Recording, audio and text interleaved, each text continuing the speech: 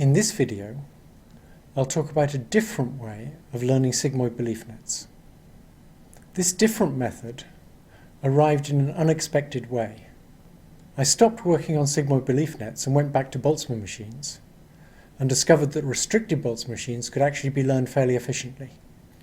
Given that a restricted Boltzmann machine could efficiently learn a layer of nonlinear features, it was tempting to take those features, treat them as data, and apply another restricted Boltzmann machine to model the correlations between those features.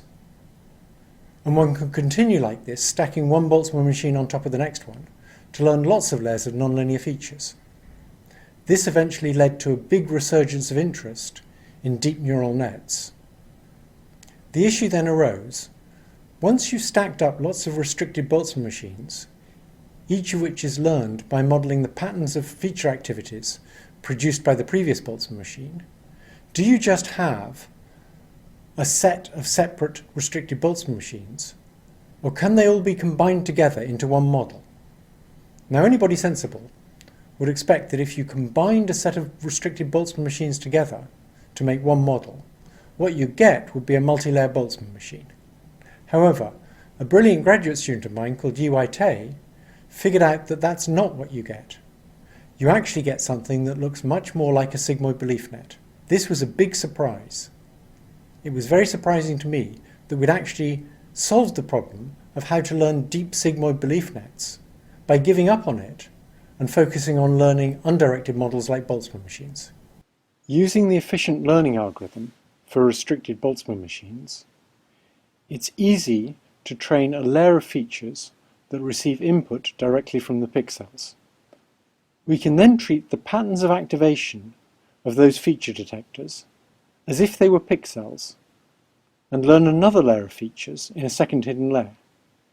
We can repeat this as many times as we like, with each new layer of features modeling the correlated activity in the features in the layer below. It can be proved that each time we add another layer of features, we improve a variational lower bound on the log probability that some combined model would generate the data. The proof is actually complicated, and it only applies if you do everything just right, which you don't do in practice. But the proof is very reassuring because it suggests that something sensible is going on when you stack up restricted Boltzmann machines like this. The proof is based on a neat equivalence between a restricted Boltzmann machine and an infinitely deep belief net.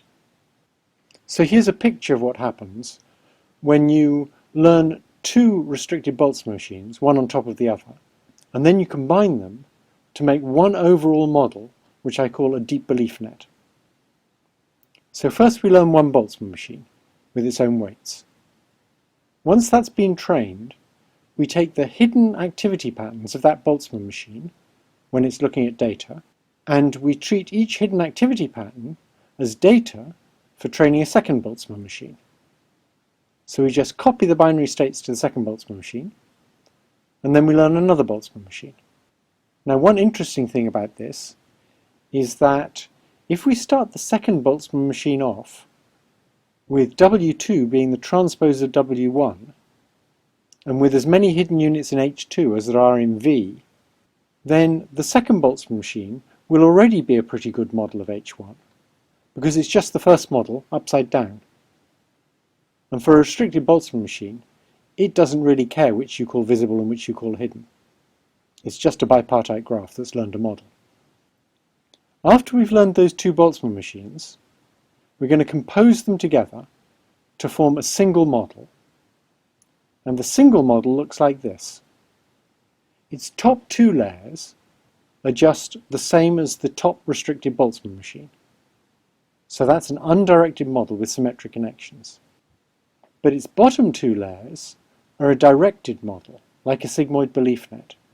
So what we've done is we've taken the symmetric connections between V and H1, and we've thrown away the upgoing part of those, and just kept the downgoing part.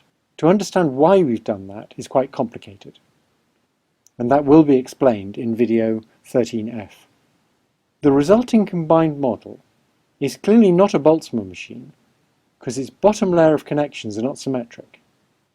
It's a graphical model that we call a deep belief net, where the lower layers are just like sigmoid belief nets, and the top two layers form a restricted Boltzmann machine.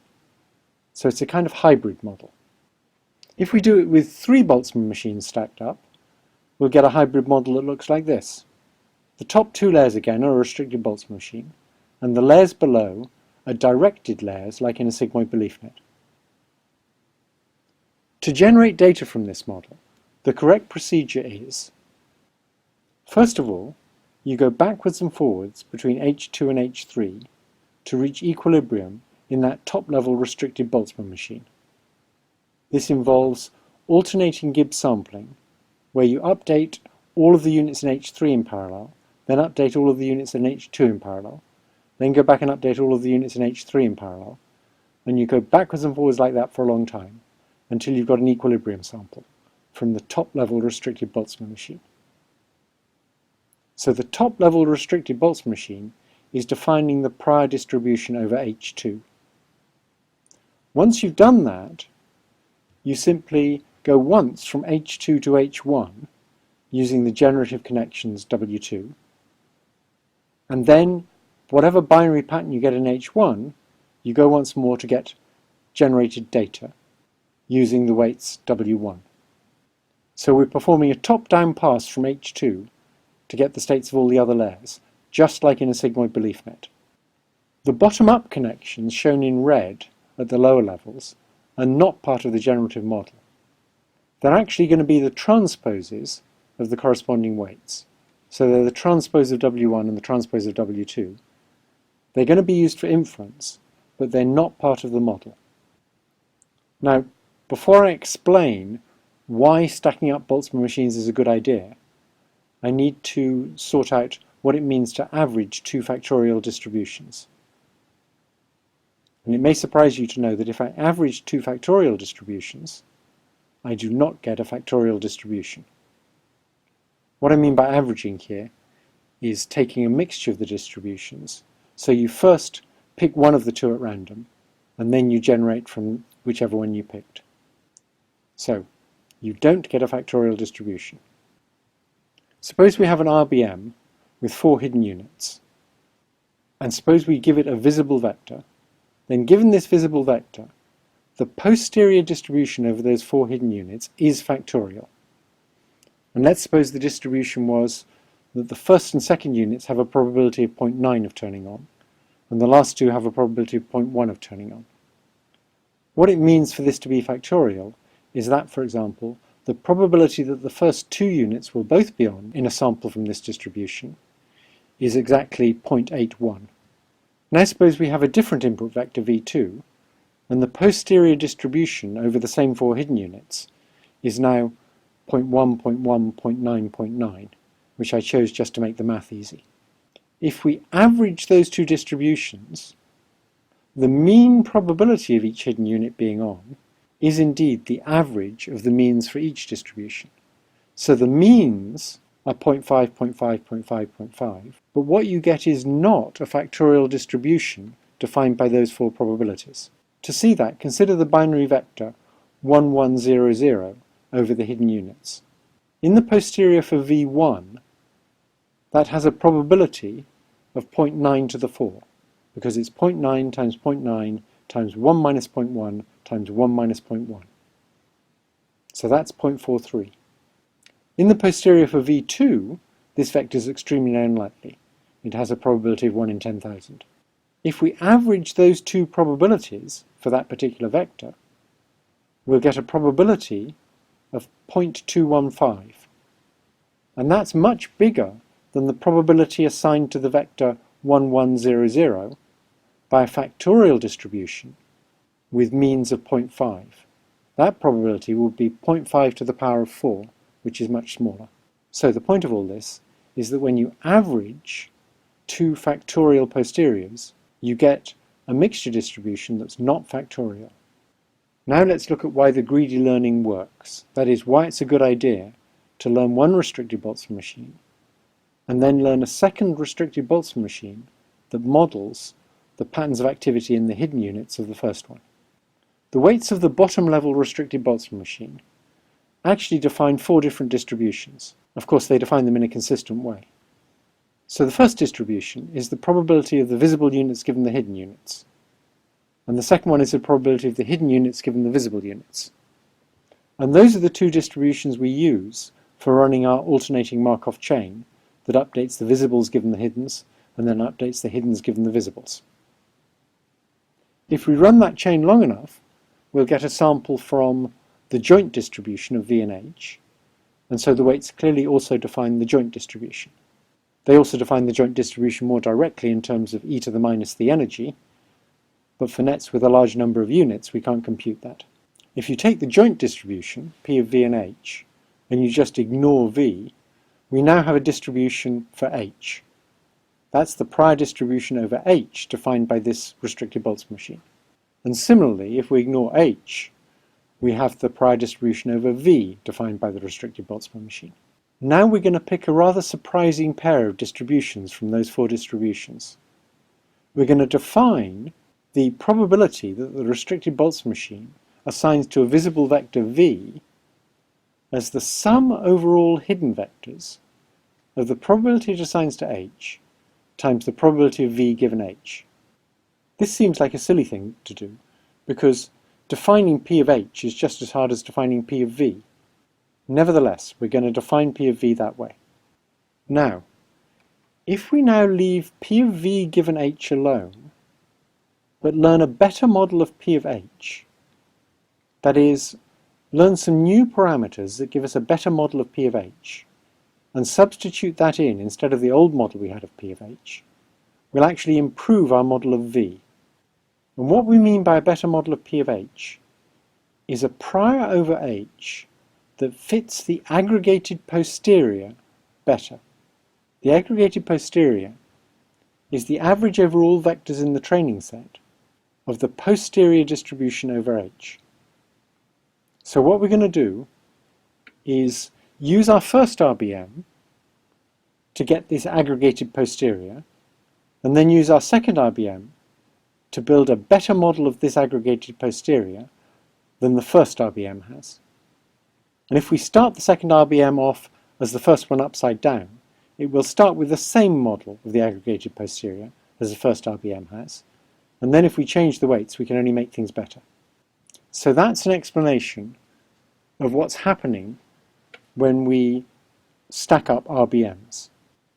Once we've learned a stack of Boltzmann machines and combined them together to make a deep belief net, we can then actually fine-tune the whole composite model using a variation of the wake-sleep algorithm. So we first learn many layers of features by stacking up RBMs, and then we want to fine-tune both the bottom-up recognition weights and the top-down generative weights to get a better generative model. And we can do this by using 3 different learning rules. First, we do a stochastic bottom-up pass, and we adjust the top-down generative weights of the lower layers to be good at reconstructing the feature activities in the layer below. That's just as in the standard wake-sleep algorithm. Then, in the top-level RBM, we go backwards and forwards a few times, sampling the hiddens of that RBM and the visibles of that RBM and the hiddens of that RBM and so on.